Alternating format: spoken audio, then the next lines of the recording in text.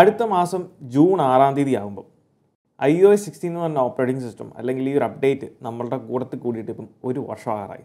കാരണം കഴിഞ്ഞ വർഷത്തെ 2022 ജൂൺ 6-ാം തീയതി നടന്ന ആപ്പിളിൻ്റെ WWDC ഇവൻറ്റിലാണ് ആപ്പിൾ iOS 16 ഒഫീഷ്യലി ലോഞ്ച് ചെയ്തത്. അപ്പോൾ അതിനുശേഷം നാളിതുവരെ iOS 16 നമ്മുടെ കൂട്ടത്തിലായിട്ട് ഇപ്പം ഒരു വർഷം എടുക്കാറായി. അടുത്ത മാസം ജൂൺ 5-നാണ് ആപ്പിൾ iOS 17 ഒഫീഷ്യലി ലോഞ്ച് ചെയ്യുന്നത്. അപ്പോൾ ഈ ഒരു വർഷത്തെ iOS 16 ഒരു തിരിഞ്ഞുനോട്ടം റീവൈൻഡാണ് നമ്മൾ ചെയ്യുന്നത്. So this is me Milan and welcome back to my channel. അപ്പോൾ iOS 16 നമുക്കറിയാം ആപ്പിളിൻ്റെ എല്ലാ ഓപ്പറേറ്റിംഗ് സിസ്റ്റംസും അനൗൺസ് ചെയ്യുന്നത് ആ വർഷം നടക്കുന്ന ആപ്പിളിൻ്റെ വേൾഡ് വൈഡ് ഡെവലപ്പർ കോൺഫറൻസ് അഥവാ WWDC എന്ന് പറയുന്ന ചുരുക്കപ്പേരിൽ അറിയാവുന്ന ആ ഒരു ഇവൻറ്റിൽ വെച്ചാണ്. iOS 16 ആദ്യമായിട്ട് നമ്മൾ കണ്ടപ്പോൾ ഇതുവരെ ഇല്ലാത്തൊരു വേറൊരു ഫീലിംഗ് ആയിരുന്നു, അല്ലെങ്കിൽ വേറൊരു വൈബായിരുന്നു ഐഫോണിന് അല്ലെങ്കിൽ iOS യൂസേഴ്സിന് കിട്ടിയത്. കാരണം മൊത്തത്തിലൊരു അഴിച്ചുപണി നടത്തിയ അല്ലെങ്കിൽ മൊത്തത്തിലൊരു പുതിയൊരു രൂപമാറ്റം വന്ന ഒരു iOS ആയിരുന്നു നമ്മൾ കണ്ടത്. എസ്പെഷ്യലി നമ്മുടെ ലോക്ക് സ്ക്രീൻ വന്നിരിക്കുന്ന ഫീച്ചേഴ്സിൽ ഏറ്റവും കൂടുതൽ എടുത്തു നിന്നത് ഇതിൻ്റെ കസ്റ്റമൈസേഷൻ ഓപ്ഷൻസിലാണ്. കാരണം അതുവരെ നമ്മൾ iOS യൂസേഴ്സ് അല്ലെങ്കിൽ ഐഫോൺ യൂസേഴ്സ് കണ്ടിട്ടുള്ള ഒരു ലോക്ക് സ്ക്രീൻ അല്ല അതിൽ കണ്ടത്. കൂടുതൽ കസ്റ്റമൈസേഷന് പ്രയോറിറ്റി അല്ലെങ്കിൽ ഇമ്പോർട്ടൻസ് പ്രാധാന്യം കൊടുക്കുന്ന രീതിയിലുള്ള ഒരു ലോക്ക് സ്ക്രീൻ ആയിരുന്നു നമ്മൾ iOS 16 കണ്ടത്. എന്ന് പറഞ്ഞതുപോലെ ധാരാളം ചെറുതും വലുതുമായിട്ടുള്ള മാറ്റങ്ങൾ ആപ്പിൾ അടിമുടി iOS കൊണ്ടുവന്നായിരുന്നു iOS 16 അതിൽ വളരെ പ്രധാനപ്പെട്ട ഏതാനും ചില മാറ്റങ്ങളാണ് ഞാൻ ഈ വീഡിയോയിൽ എടുത്തു പറയുന്നത്. കാരണം ഓൾറെഡി നമ്മൾ ഇതിനെപ്പറ്റിയൊക്കെ ഡീറ്റെയിൽ വീഡിയോ ചെയ്തിട്ടുണ്ട്. അതുകൊണ്ട് എടുത്തു പറയേണ്ടതായിട്ടുള്ള ആവശ്യകത ഇതിനകത്തില്ല. ഒന്നാമത്തെ കാര്യം എടുത്തു പറയേണ്ടത് കോൺടാക്റ്റിൻ്റെ കാര്യത്തിലാണ്. നമുക്ക് ഡ്യൂപ്ലിക്കേറ്റ് കോൺടാക്റ്റുകൾ മെർജ് ചെയ്യാനും ആവശ്യമില്ലാത്ത ഡിലീറ്റ് ചെയ്യാനുള്ള സിംപ്ലിസിറ്റി ആപ്പിൾ കോൺടാക്റ്റിൽ കൊണ്ടുവന്നു. രണ്ടാമത്തെ മാറ്റം അതുവരെ അൺലോക്ക് ആയി കിടന്ന ഹിഡൻ ഫോട്ടോസ് നമുക്ക് ലോക്ക് ചെയ്യാനും റീസെൻ്റ്ലി ഡിലീറ്റഡ് എന്ന് പറഞ്ഞ ഓപ്ഷൻ നമുക്ക് ലോക്ക് ചെയ്യാനുള്ള ഒരു പ്രൈവസി സെറ്റിംഗ്സും ആപ്പിൾ ഫോട്ടോ ആൽബത്തിൽ കൊണ്ടുവന്നായിരുന്നു. മൂന്നാമത് വലിയ മാറ്റം കൊണ്ടുവന്നത് മെസ്സേജസിൻ്റെ കാര്യത്തിലാണ്. പക്ഷേ അത് നമുക്ക് വലിയ കാര്യമായിട്ടുള്ള ഇമ്പാക്റ്റ് ഉണ്ടാക്കി എനിക്ക് തോന്നിയിട്ടില്ല. കാരണം നമ്മളുടെ ഇടയിൽ ഐഫോൺ യൂസ് ചെയ്യുന്നുണ്ടെങ്കിലും വളരെ ചുരുക്കം ചില ആളുകൾ മാത്രമേ ഉള്ളൂ ഈ മെസ്സേജിനെ ഡിപ്പെൻഡ് ചെയ്യുന്നുള്ളൂ. കാരണം ഓൾറെഡി നമ്മുടെ ഇവിടെയൊക്കെ കൂടുതലും യൂസ് ചെയ്യുന്നത് എല്ലാവർക്കും ഉള്ളതും വാട്സാപ്പ് ആയതുകൊണ്ട് തന്നെ ഐഫോണിൻ്റെ യൂസേജ് അല്ലെങ്കിൽ യൂസർ ബേസ് കുറവായതുകൊണ്ടും തന്നെ ഐഫോൺ അങ്ങോട്ടും ഇങ്ങോട്ടും ഉള്ളവർ പോലും മെസ്സേജ് തമ്മിൽ അയക്കുന്നത് വളരെ കുറവാണ്. ഞാൻ ഉൾപ്പെടെയുള്ള എല്ലാ ഐഫോൺ യൂസേഴ്സും ഒരേപോലെ വെറുക്കുന്ന ഒരു ഏരിയയാണ് നമ്മളുടെ നോട്ടിഫിക്കേഷൻ സെൻറ്റർ. കാരണം ഇതുവരെ അതിൻ്റെ ഒരു പ്രോപ്പറായിട്ടുള്ള ഓർഗനൈസേഷൻ ആപ്പിളിന് കൊണ്ടുവരാൻ സാധിച്ചിട്ടില്ല. കംപ്ലീറ്റ്ലി മെസ്സപ്പായി കിടക്കുന്ന ഒരു നോട്ടിഫിക്കേഷൻ സെൻറ്ററാണ് നമുക്ക് ഐഫോൺ യൂസേഴ്സിന് ഉള്ളത്.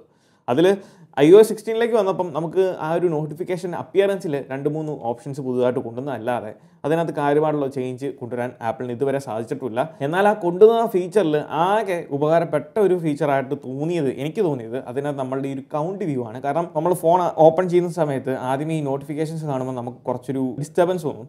ഈ ഒരു കൗണ്ട് വ്യൂവിൽ ഇട്ട് കഴിയുമ്പോൾ അങ്ങനെ ഡിസ്റ്റർബൻസ് ഇല്ല, താഴെ എത്രയാണ് കൗണ്ട് എന്ന് കാണിക്കത്തേ ഉള്ളൂ. ലോക്ക് സ്ക്രീനിലുള്ള പോലെ തന്നെ കാര്യമായിട്ടുള്ള UI എലമെൻറ്റുകളും ചേഞ്ചസും കൊണ്ടുവന്ന മറ്റ് ഏരിയാസ് ആണ് കൺട്രോൾ സെൻറ്റർ, നമ്മുടെ നോട്ട്സ് ആപ്പ്, മാപ്പ്, ഇതുപോലുള്ള ആപ്ലിക്കേഷൻസ്. അതോടൊപ്പം ആപ്പിൾ മ്യൂസിക്കിലും കുറേയധികം UI എലമെൻറ്റുകൾ ആപ്പിൾ ധാരാളം ആഡ് ചെയ്തിട്ടുണ്ടായിരുന്നു. എന്നാൽ സെക്യൂരിറ്റിയുടെ കാര്യത്തിലേക്ക് വരുമ്പം ഈ ഒരു 16 നമുക്ക് കൊണ്ടുവന്ന ഏറ്റവും വലിയൊരു അഡ്വാൻറ്റേജ് ആണ് പാസ് കീ ഓപ്ഷൻസ്. സഫാരിയിൽ നമുക്ക് പാസ് കീ ഓപ്ഷൻസ് ഉപയോഗിച്ചുകൊണ്ട് കാര്യങ്ങൾ സെക്യൂർ ചെയ്യാനും അല്ലെങ്കിൽ ഓരോ കാര്യങ്ങൾ ഒത്തൻറ്റിക്കേറ്റ് ചെയ്യാനും സാധിക്കും എന്നുള്ളൊരു പുതിയൊരു ഫീച്ചർ അല്ല. എന്നാൽ അതും നമ്മളുടെ ഇടയിൽ അത്ര പോപ്പുലർ ആയിട്ടുള്ളൊരു ഓപ്ഷനായിട്ട് കണ്ടിട്ടില്ല. പക്ഷേ ഇറ്റ്സ് ദെയർ. iOS 16 പറ്റി നമ്മൾ പറയുമ്പം ഇതിൻ്റെ ഫീച്ചേഴ്സിനെ പറ്റി അല്ലെങ്കിൽ ചേഞ്ചസിനെ പറ്റി മാത്രമല്ല ഇതിൻ്റെ ഡൗൺ സൈഡുകൾ അല്ലെങ്കിൽ ഇതിൻ്റെ പോരായ്മകളെ പറ്റി നമ്മൾ പറയേണ്ടതും അത്യാവശ്യമായിട്ടുള്ളൊരു കാര്യമാണ്. അതിൽ എനിക്ക് ഫീൽ ആയിട്ടുള്ളത് ഞാൻ എക്സ്പീരിയൻസ് ചെയ്തിട്ടുള്ള കുറച്ച് ഡൗൺ സൈഡുകൾ അല്ലെങ്കിൽ ഇതിൻ്റെ ഒരു പോരായ്മകളാണ് ഞാൻ നിങ്ങളുമായിട്ട് ഷെയർ ചെയ്യുന്നത്. ഇതിൽ നിങ്ങളും എക്സ്പീരിയൻസ് ചെയ്തിട്ടുള്ള നല്ല കാര്യങ്ങളും ചെയ്ത കാര്യങ്ങളും നിങ്ങൾക്കും ഷെയർ ചെയ്യാൻ സാധിക്കും. നമ്മുടെ കമൻറ്റ് ബോക്സിൽ തീർച്ചയായിട്ടും നിങ്ങൾ ഷെയർ ചെയ്യുക. ഇതിൽ ഒന്നാമത്തെ കാര്യം എന്ന് പറയുന്നത് ക്യാമറയുടെ കാര്യത്തിലാണ്. കാരണം മൊത്തത്തിൽ അതിപ്പം ഇന്ന സ്പെസിഫിക് ഡിവൈസ് എന്നില്ല. ഇപ്പം iPhone 14 പോലും ഈ ക്യാമറ ട്രാൻസിഷൻസ് കുറച്ച് ലാഗ് ആയിട്ടുണ്ട്, അല്ലെങ്കിൽ അത് അത്ര പെർഫെക്റ്റ് ആയിട്ട് എനിക്ക് തോന്നിയിട്ടില്ല. കാരണം നമ്മളിപ്പം വീഡിയോ റെക്കോർഡ് ചെയ്യുന്ന സമയത്ത് നമ്മൾ സൂം റേഞ്ചുകൾ മാറി പോകുന്നതനുസരിച്ച് അതിനകത്ത് ആ ഒരു ഡിഫറൻസ് നമ്മൾ പെട്ടെന്ന് ഒരു ലെൻസിൽ നിന്ന് മറ്റൊരു ലെൻസിലേക്ക് സ്വിച്ച് ചെയ്യുന്ന ആ ഒരു ട്രാൻസിഷൻ ഇപ്പോഴും അത്ര പെർഫെക്റ്റ് ആയിട്ടില്ല. കാരണം പല സമയങ്ങളിലും നമ്മൾ ആ ഒരു ട്രാൻസിഷൻ വളരെ വിസിബിളായിട്ട് നമ്മൾ വീഡിയോ റെക്കോർഡ് ചെയ്യുന്ന സമയത്ത് കാണാൻ സാധിക്കുന്നതാണ്. ഇതിലെ രണ്ടാമത്തെ കാര്യം എന്ന് പറയുന്നതും ക്യാമറ ബേസ് ചെയ്തിട്ടുള്ളതാണ്. പല അപ്ഡേറ്റുകളിലായിട്ട് മാറി വന്ന കുറേയധികം ക്യാമറ ബഗ്ഗുകൾ. ഇതിൽ നമ്മൾ പ്രത്യേകം നോട്ട് ചെയ്യേണ്ട ഒരു കാര്യം, ഒരു ഡിവൈസിൽ ഒരു ബഗ് ഉണ്ടെന്ന് കരുതി അല്ലെങ്കിൽ ഒരു ഇഷ്യൂ ഉണ്ടെന്ന് കരുതി അതേ സെയിം ഇഷ്യൂ മറ്റൊരു ഡിവൈസിൽ ഉണ്ടാകണമെന്ന് യാതൊരു നിർബന്ധമില്ല. പല ആളുകളും അത് തെറ്റിദ്ധരിക്കാറുണ്ട്, ഈ ഒരു ഡിവൈസിന് അതുണ്ട് എന്നുള്ളത്. ഈവൻ ഒരു സ്പെസിഫിക് സീരീസിലുള്ള ഡിവൈസിൽ ഒരു ബഗ് അല്ലെങ്കിൽ ഇഷ്യൂ ഉണ്ടെന്ന് കരുതി അത് എല്ലാ ഡിവൈസിലും ഉണ്ടാകണമെന്ന് യാതൊരു നിർബന്ധമില്ല. മൂന്നാമത് എടുത്ത് പറയേണ്ടതാണ് നെറ്റ്വർക്ക് സംബന്ധമായിട്ടുള്ള ഇഷ്യൂസ്. കാരണം 16 അപ്ഡേറ്റിന് ശേഷം പല ഡിവൈസുകൾക്കും പല യൂസേഴ്സിനും നെറ്റ്വർക്ക് സംബന്ധമായിട്ട് ധാരാളം ഇഷ്യൂസ് പലരും ഫേസ് ചെയ്തിട്ടുണ്ട്. ഈവൻ നമ്മളുടെ ഏറ്റവും റീസെൻ്റ്ലി ഇറങ്ങിയ 16.5 അപ്ഡേറ്റിലാണെങ്കിൽ പോലും നെറ്റ്വർക്ക് ബേസ് ചെയ്തിട്ടുള്ള ഇഷ്യൂസ് അല്ലെങ്കിൽ ബഗ്ഗുകൾ ഇപ്പോഴും റിമെയിൻ ചെയ്യുന്നുണ്ട്. 16ന്റെ അപ്ഡേറ്റിൽ UI എലമെന്റുകളുടെ കാര്യത്തിൽ ചേഞ്ചസ് അല്ലെങ്കിൽ കുറേയധികം അഴിച്ചുപണികൾ കൊണ്ടുവന്നു എന്നുള്ള കാര്യം ഞാൻ പറഞ്ഞിട്ടുണ്ടായിരുന്നു. അത് നല്ല രീതിയിലാണ് ഞാൻ പറഞ്ഞെങ്കിൽ അതേ കാര്യം തന്നെ നമുക്ക് വില്ലനായി മാറിയിട്ടുണ്ട്. കാരണം UI എലമെന്റുകൾ ചില ഏരിയാസിൽ നമുക്ക് അലൈൻമെന്റുകൾക്ക് പ്രശ്നമുണ്ട്. ചില കാര്യങ്ങൾ നമ്മൾ ഓപ്പൺ ചെയ്ത് ടൈപ്പിംഗ് ചെയ്യുന്ന സമയത്ത് അത് ഓപ്പോസിറ്റ് സൈഡിലേക്ക് അല്ലെങ്കിൽ തലകീഴായിട്ട് മറിയുന്ന കുറേയധികം സിനേറിയോസ് ഉണ്ട്. അതുപോലെ തന്നെ ചില ആപ്പുകളുടെ കാര്യത്തിലേക്കും വരുമ്പോഴും നമുക്ക് ഇതുപോലെ അലൈൻമെന്റ് ഇഷ്യൂ, UI ഇഷ്യൂ, അതോടൊപ്പം തന്നെ നമുക്ക് ഗ്ലിച്ചുകൾ കുറേയധികം യൂസേഴ്സ് റിപ്പോർട്ട് ചെയ്തിട്ടുള്ള ഒരു കാര്യം തന്നെയാണ്. പിന്നീട് ഇതിലൊരു ഡൗൺ സൈഡ് വന്ന മറ്റൊരു ഏരിയയാണ് മൈക്രോഫോൺ സൗണ്ടിൻ്റെ ക്വാളിറ്റിയിൽ. കാരണം കുറേയധികം പ്രോസസ്സിങ് ബാക്ക്ഗ്രൗണ്ടിൽ വരുന്ന പോലെ ഫീൽ ചെയ്യുന്നു. അതോടൊപ്പം തന്നെ പഴയ ആ ഒരു iOS 15 നമ്മൾ കണ്ട ആ ഒരു മൈക്രോഫോണിൻ്റെ പെർഫോമൻസ് നമുക്ക് iOS 16 എനിക്ക് പേഴ്സണലി വന്നിട്ടില്ല. എവിടെയൊക്കെയോ കാര്യങ്ങൾ കുറവുള്ള പോലെ ഫീൽ ചെയ്തിട്ടുണ്ട്. അതുകൊണ്ട് തന്നെ നമുക്ക് ഓവറോൾ പറയുവാണെങ്കിൽ iOS 16 അത്ര നല്ല അപ്ഡേറ്റ് ഒന്നും പറയാൻ സാധിക്കില്ല, എന്നാൽ അത്ര മോശപ്പെട്ട അപ്ഡേറ്റ് ഒന്നും പറയാൻ സാധിക്കില്ല. ഏറ്റവും അവസാനം ഇറങ്ങിയ അപ്ഡേറ്റ് കൂടെ ഇൻക്ലൂഡ് ചെയ്തിട്ട് 13 അപ്ഡേറ്റുകളാണ് ആപ്പിൾ iOS 16 കൊണ്ടുവന്നേക്കുന്നത്. ത്രൂ ഔട്ട് ഇതിലെ ഏറ്റവും കൂടുതൽ നമ്മൾ കൺസിസ്റ്റൻ്റ് ആയിട്ട് കണ്ട ഒരു കാര്യം എന്ന് പറയുന്നത് ഇതിൻ്റെ പെർഫോമൻസ് ആണ്. കാരണം പെർഫോമൻസിൽ അത്ര കാര്യമായിട്ടുള്ള ഒരു ഡിഗ്രഡേഷൻ നമുക്ക് ഈ ഒരു ഒറ്റ അപ്ഡേറ്റിൽ പോലും എനിക്ക് അത്ര ഫീലിംഗ് തോന്നിയിട്ടില്ല. എന്നാൽ ധാരാളം ബഗ്ഗുകളുണ്ടായിരുന്നു, അതിനോട് തുടർന്നുള്ള സെക്യൂരിറ്റി ഇഷ്യൂസ് ഉണ്ടായിരുന്നു, ധാരാളം ബാറ്ററി ഡ്രെയിനിങ് ബേസ് ചെയ്തിട്ടുള്ള പ്രോബ്ലംസ് ഉണ്ടായിരുന്നു. ഡിപ്പെൻഡിങ് ഓൺ നമ്മുടെ ഡിവൈസിൻ്റെ ആ ഒരു ബാറ്ററി സ്റ്റാറ്റസും കൂടെ കൺസിഡർ ചെയ്തുകൊണ്ടാണ് ഞാൻ പറയുന്നത്. ധാരാളം അങ്ങനെയുള്ള കുറേ അധികം പ്രോബ്ലംസ് iOS 16 ഉണ്ടായിരുന്നു. ഇനി അപ്ഡേറ്റിൻ്റെ ഫ്രീക്വൻസിനെ പറ്റി പറയുമ്പോൾ September 12 apple officially iOS 16 release ചെയ്തത്. നമ്മുടെ എല്ലാ ഡിവൈസുകളിലും നമുക്ക് ആ ഒരു അപ്ഡേറ്റ് ലഭിച്ചത് സെപ്റ്റംബർ 12 സെപ്റ്റംബർ 12 ശേഷം സെപ്റ്റംബർ 15 ആപ്പിൾ തൊട്ടടുത്ത് തന്നെ ഒരു അപ്ഡേറ്റും കൂടെ റിലീസ് ചെയ്യായിരുന്നു. അതായിരുന്നു 16.0.1 എന്ന് പറയുന്ന അപ്ഡേറ്റ്. ആ ഒരു അപ്ഡേറ്റിനെ നമ്മളെല്ലാവരും ഓർത്ത് വെക്കും. കാരണം എന്താണെന്ന് വെച്ചാൽ ആ ഒരു അപ്ഡേറ്റിന് ശേഷമായിരുന്നു നമുക്ക് ക്യാമറ ഷേക്കിംഗ് ഇഷ്യൂ ആണ് തേർഡ് പാർട്ടി ആപ്ലിക്കേഷൻസിൽ. അതായത് നമ്മുടെ ഇൻസ്റ്റാഗ്രാം, സ്നാപ്ചാറ്റ് പോലുള്ള ആപ്ലിക്കേഷൻസിൽ നമുക്ക് ക്യാമറ ഓപ്പൺ ചെയ്യുന്ന സമയത്ത് നമ്മുടെ ഡിവൈസിൻ്റെ ക്യാമറ, എസ്പെഷ്യലി iPhone 14 ഡിവൈസുകളിലെ ക്യാമറ ഷേക്ക് ചെയ്യുന്ന ഇഷ്യൂ വന്നിരുന്നു.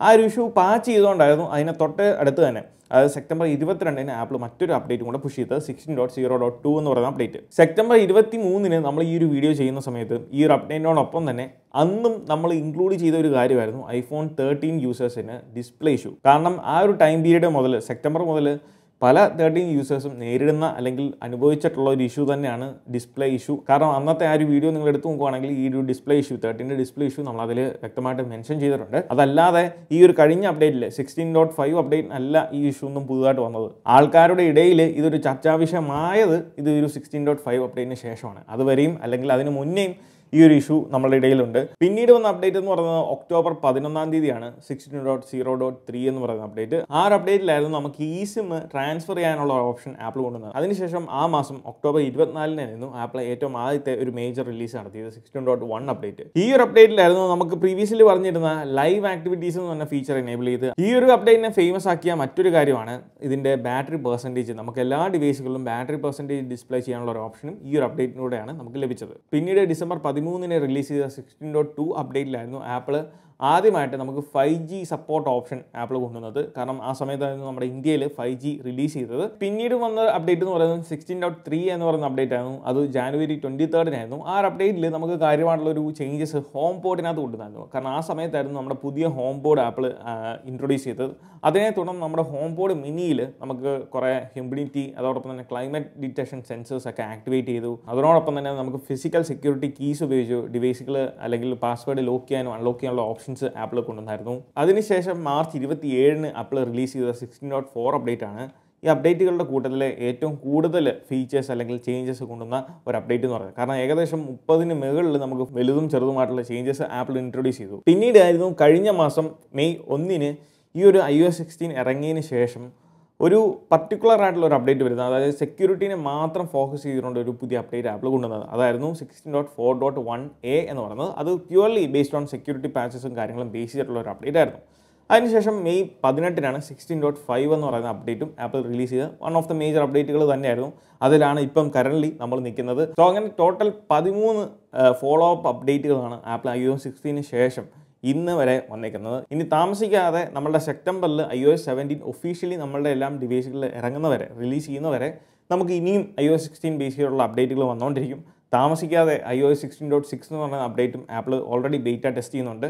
അപ്പം ഇതാണ് ഇപ്പം നിലവിലെ അല്ലെങ്കിൽ ഇതുവരെയുള്ള iOS 16 ഒരു കഥ എന്ന് പറയുന്നത്. ഈ ഒരു കഥ അവസാനിക്കുന്നത് എന്നാണോ iOS 17 ഒഫീഷ്യലി റിലീസ് ചെയ്യുന്നത് ആ ഒരു ദിവസമായിരിക്കും. അതുവരെ നമ്മൾ ഈ ഒരു കഥ ഇങ്ങനെ തന്നെ കണ്ടിന്യൂ ചെയ്യും.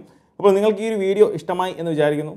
ഈ ഒരു വീഡിയോ ഇഷ്ടമായാൽ തീർച്ചയായിട്ടും പോയി നമ്മൾ ലൈക്ക് ബട്ടൺ സ്മാഷ് ചെയ്യുക. So once again this is me Milan. Catch you guys next video. Till then, peace.